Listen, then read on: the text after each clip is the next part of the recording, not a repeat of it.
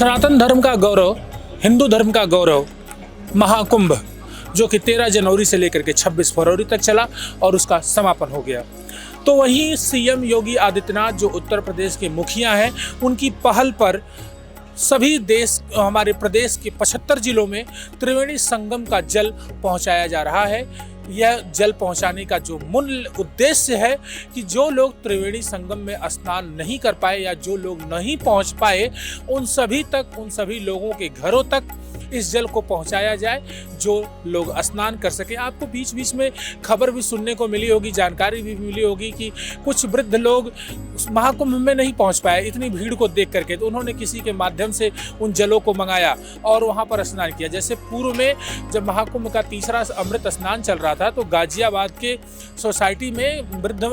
महिला और पुरुष वो लोग नहीं पहुंच पाए महाकुंभ में, लेकिन उन्होंने महाकुंभ का जो अमृत स्नान का जल होता है त्रिवेणी संगम का, वो किसी माध्यम से वहां गाजियाबाद मंगवाया और उन लोगों ने उस जल को स्विमिंग पूल में डाल करके नहाया और ये महसूस किया कि हमने जो है महाकुंभ का जो अमृत स्नान है वह इस स्विमिंग पूल के माध्यम से प्राप्त कर लिया। तो वहीं बीच में हमारे प्रदेश के जो 75 जिले हैं, उन 75 जिले के सभी जेलों में घड़े में मटके में रख करके उस जल को पहुंचाया गया, जहां पर सभी कैदियों ने कुओं में या फव्वारों में डाल करके उसका अमृत स्नान किया। तो वहीं अब जो स्थानीय लोग, जो रहवासी या जिन जिलों के अधिकारियों की जहां ड्यूटी लगी थी, जो लोग नहीं पहुंच पाए थे, उनको ध्यान में रखते हुए इन सभी जिलों में जल पहुंचाने का कार्य शुरू कर दिया गया और ये सभी जिम्मेदारी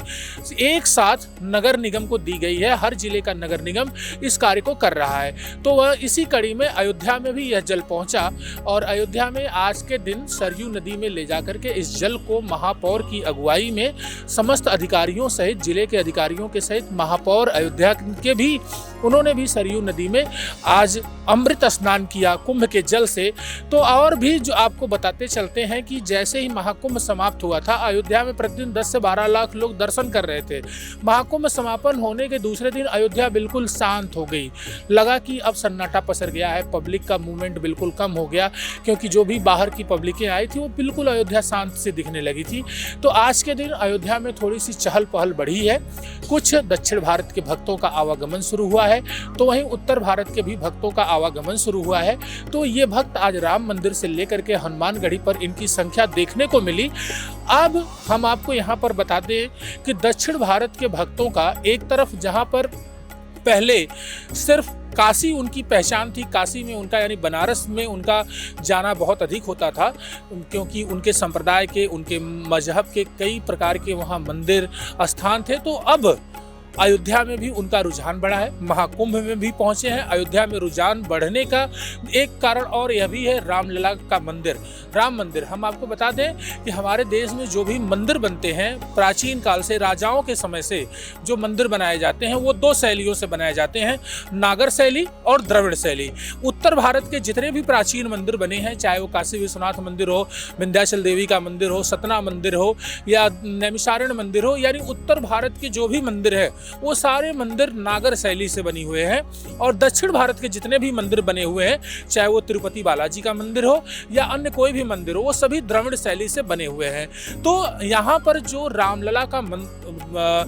मूर्ति बनाई गई है, जो रामलला का मंदिर बना है, रामलला का बाह्य आवरण तो नागर देखने को मिलता है, लेकिन जो रामलला की श्यामल प्रतिमा है, यह द्रविड़ शैली को दर्शाता है, यह दक्षिण भारत की द्रविड़ शैली को दर्शाता है। इसलिए दक्षिण भारतीयों का अब रुझान और उनका आवागमन अयोध्या की तरफ और अधिक बढ़ गया है, जो आज रामलला के बाहर, रामलला मंदिर के बाहर और हनुमानगढ़ी के बाहर और दिन प्रतिदिन देखने को मिल रहा है कि दक्षिण भारत के भक्त अब उत्तर भारत में आना शुरू कर दिए हैं। काशी ही नहीं, अब